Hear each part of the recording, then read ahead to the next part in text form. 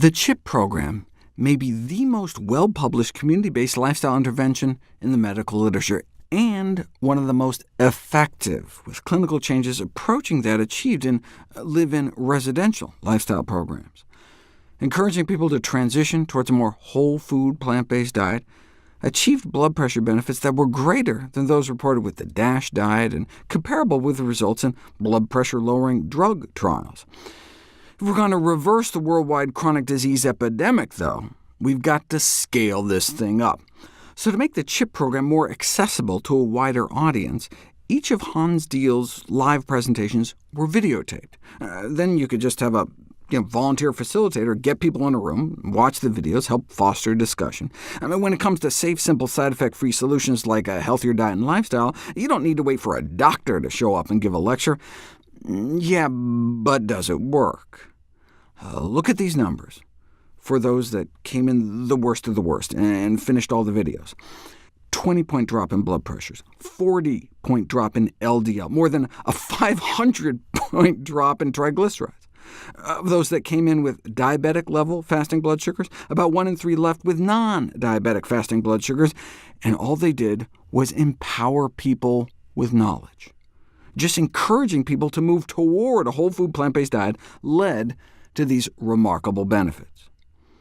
How about the effectiveness of this volunteer-delivered lifestyle modification program on 5,000 people? Same kind of significant reductions in weight, blood pressure, cholesterol, triglycerides, blood sugars. Most studies giving dietary advice to free-living subjects can be expected to reduce total cholesterol by only about 5%.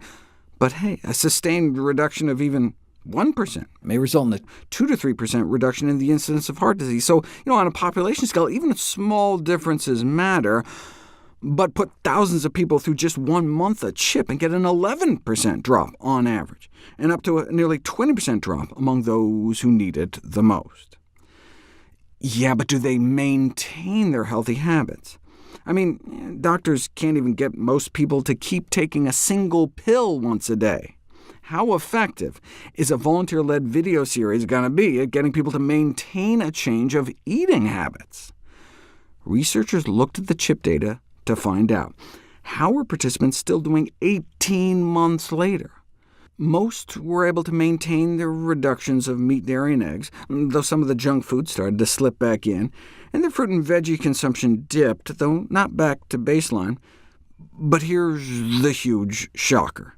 Even though they were explicitly told to eat as much as they wanted, no calorie or carb counting, no portion control, just by being informed about the benefits of centering their diets more around whole plant foods, by the end of the 6-week program, they were eating, on average, about 339 fewer calories a day without even trying. Instead of eating less food, they were just eating healthier food. OK, but that was right at the end of the 6-week program, when they were all jazzed up. Where were they 18 months later? Anyone familiar with weight loss studies knows how this works. You can excite anyone in the short term to lose weight using practically any kind of diet, but then 6 months later, a year later, they tend to gain it all back, or even more. Yeah, they were eating about 300 calories less a day during the program, but 18 months later, we're only eating about 400 calories less? Well, wait, what kind of diet can work even better the longer you do it? A whole food, plant-based diet. Many weight loss programs restrict calorie intake by limiting portion sizes, which often results in hunger and dissatisfaction, contributing to low compliance and weight regain. But the satiety-promoting, all-you-care-to-eat, plant-based whole food dietary approach may be the secret weapon towards sustainable weight loss.